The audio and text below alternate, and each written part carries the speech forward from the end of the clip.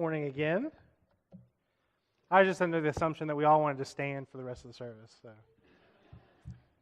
hope everyone is well this morning.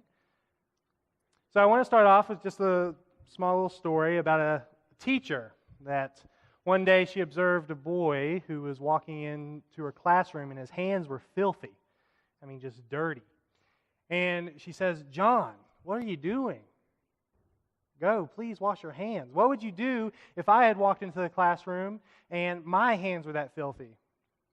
With a smile, John just replied back, "I think I'd be too polite to mention it."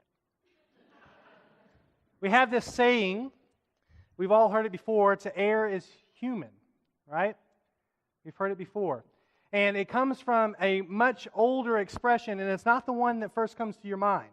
It actually comes from Rome, from a Roman senator named Seneca. And he originally said or wrote, "To err is human, but to persist in error is diabolical." The phrase that we get, to err is human, to forgive divine, comes from Alexander Pope in the 18th century in his work, An Essay on Criticism. It's actually an essay on the characteristics of good poetry, which eventually moved to discussion of good character, which moves to the discussion of what it means to be an ideal person from poetry.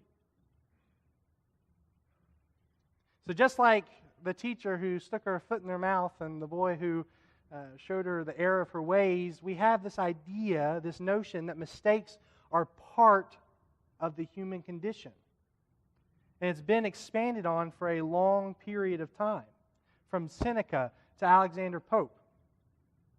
And a more recent example is in 1985, and I got this example from Dr. Shaun White, but in 1985, a song by Billy Joel called "You're Only Human." Near the end of that song, he sings, "You probably don't want to hear advice from someone else, but I wouldn't be telling you if I hadn't been there myself. It's all right, it's all right. Sometimes that's all it takes. We're only human. We're supposed to make mistakes." We have Seneca and Pope and Joel telling us that making mistakes is part of this human condition. It's part of being human. But as part of being human, is it sufficient to comfort myself with the fact that mistakes, error, and sin are just part of life? Is it okay to comfort myself with that fact? Or do I need to look elsewhere to reconsider what human beings are and what they ought to be? In a nutshell, the Bible seems to suggest that sin and error is not what we were created to be, but something that we made ourselves. In Genesis, the first 3 chapters have humans already abandoning God. Chapters 1 and 2, we are created, we're people of God, and by chapter 3, we've messed it up.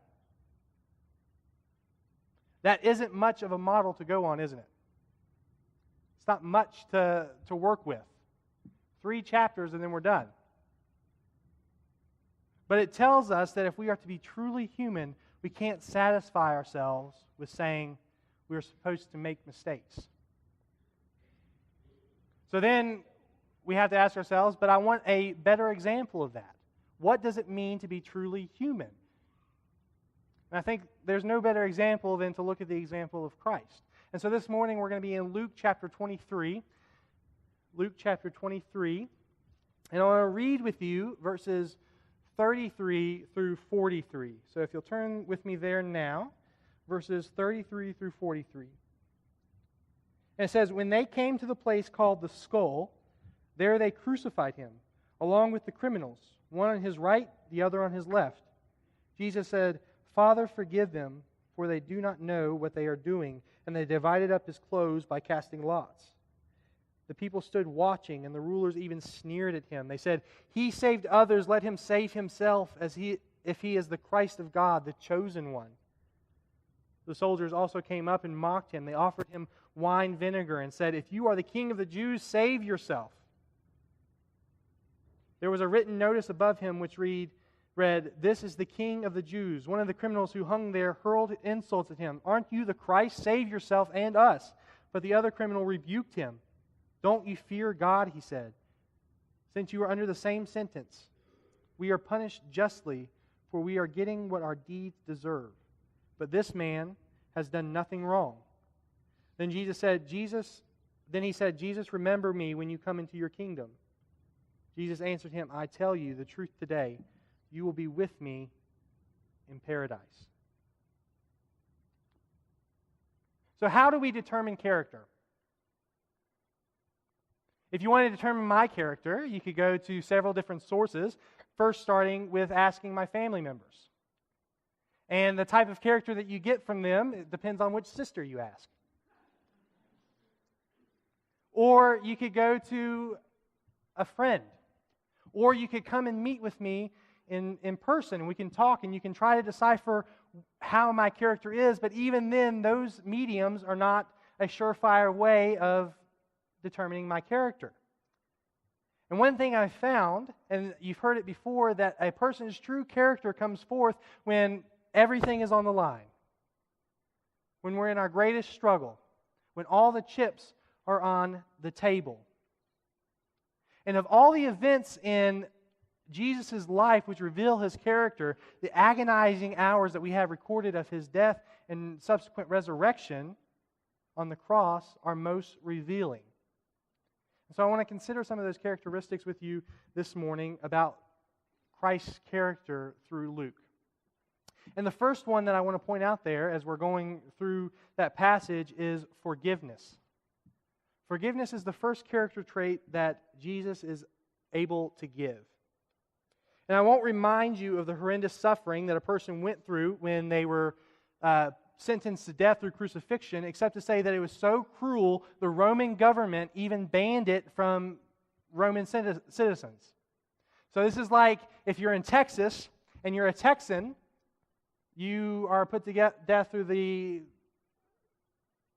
moderately fair lethal injection, but if you were a non-Texan, you're drawn and quartered. That's how you're sentenced to death.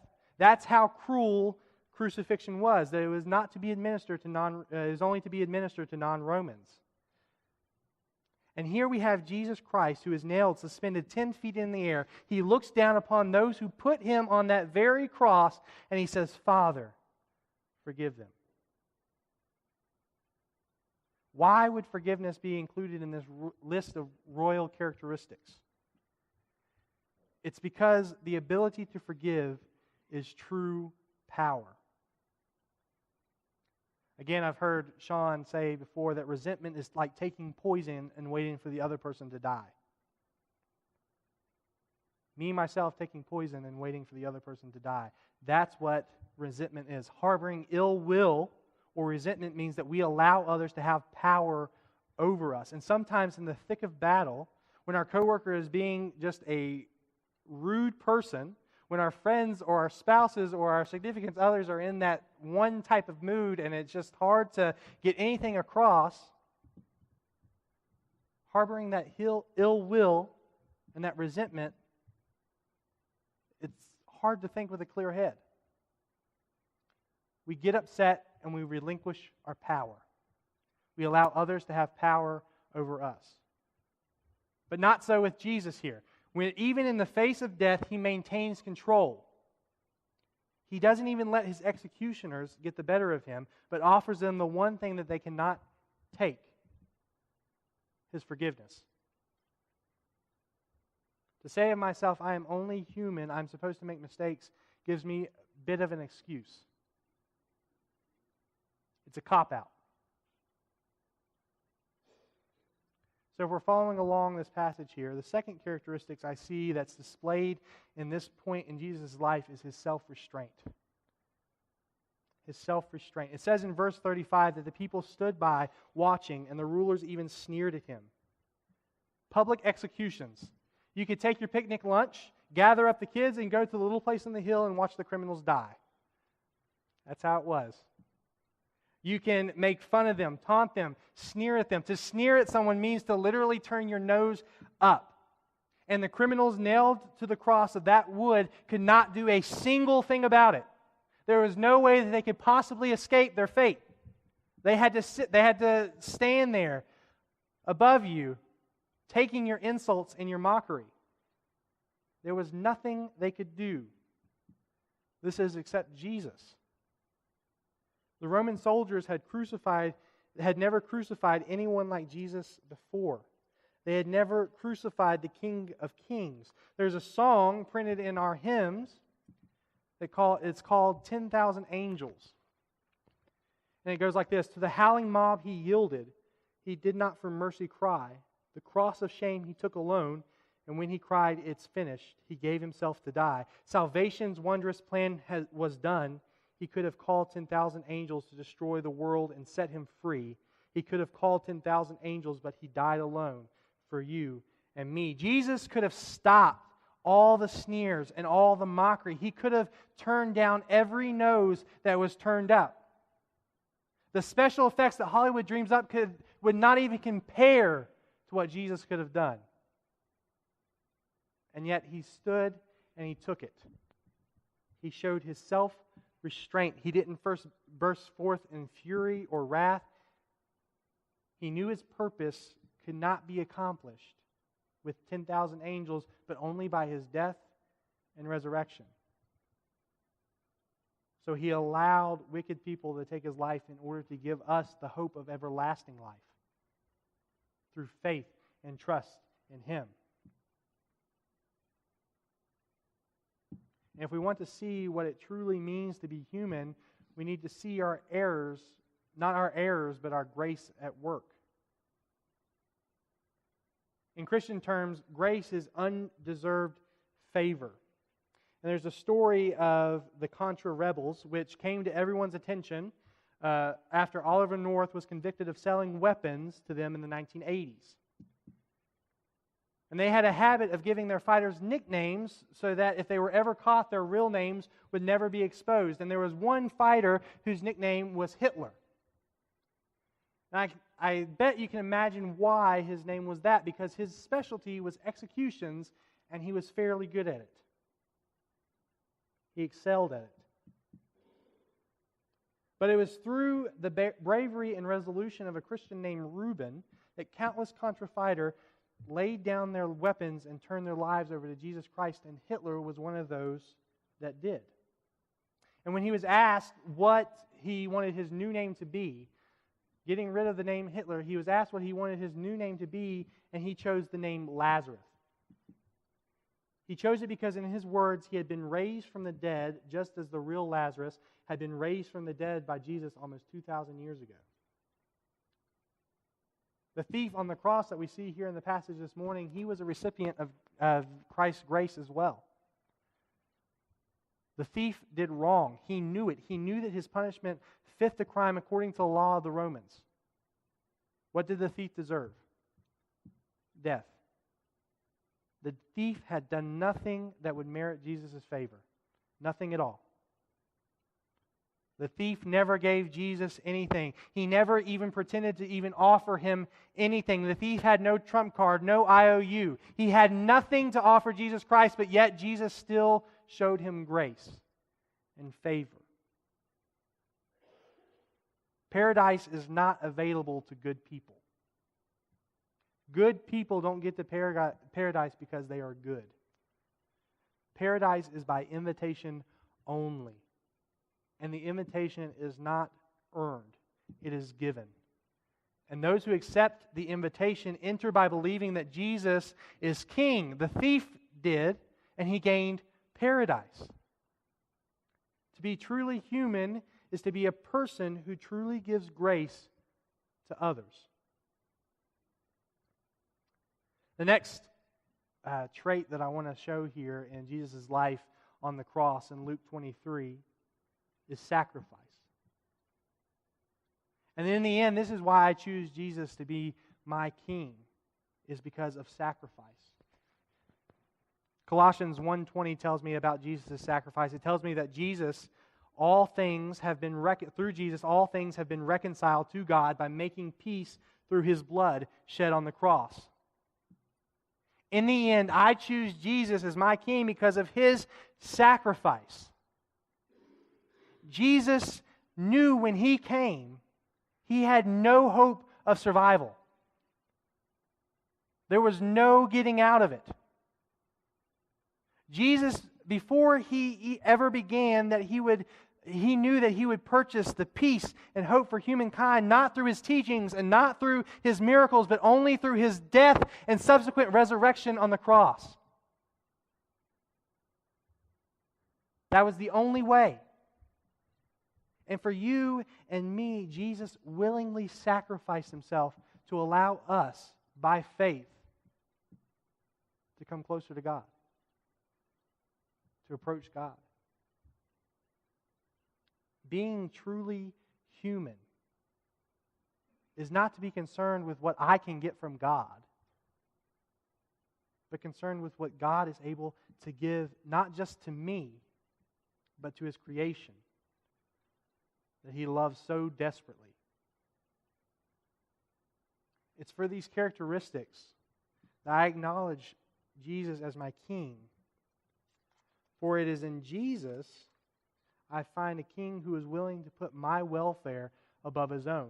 In Jesus I find a King who is not concerned with having and keeping power, but a King who is concerned with using the power at his fingertips to assist someone like me with such limited potential. So I choose Jesus to be my King. And each of us can have Jesus as our King. The Bible says that whoever acknowledges with their tongue that Jesus is Lord and believes in their heart that God raised him from the dead, you will be saved. And to come under the reign of God begins with an act of faith that says, Jesus, you are the King of kings. You are the kind of King I want. I'm not able to make it on my own, so I ask that you take control. Jesus, the King, promises he won't let us down. But there's a danger to this. There's a danger in saying Jesus is your King if you don't really mean it. That's what the Roman soldiers did. They put a sign above Jesus' head that said, "This is the King of the Jews." They acknowledged him, he was king, only to crucify him under that acknowledgement. And if we claim that Jesus is our King and yet have no desire or intention to live for our King, our mockery is greater than that of the Roman soldiers. And even worse than that, our mockery is pointed back at us. Because when we claim to be followers of Christ, we're claiming to be imitators of that same Christ. And when we mock him and we say that he is our King, but we don't really believe it, we are only mocking ourselves. Mocking the very person that we claim to follow. The best experience is not those who claim him to be King, but those who live for him as King. His character is noble to the core, full of forgiveness and restraint and grace, which is evident through his willingness to sacrifice himself on a cross. Also that we could draw closer to God, so that we could say, I want to be subject to him. That's the kind of King that I want. And that's the kind of King that I have. What about you? What about you?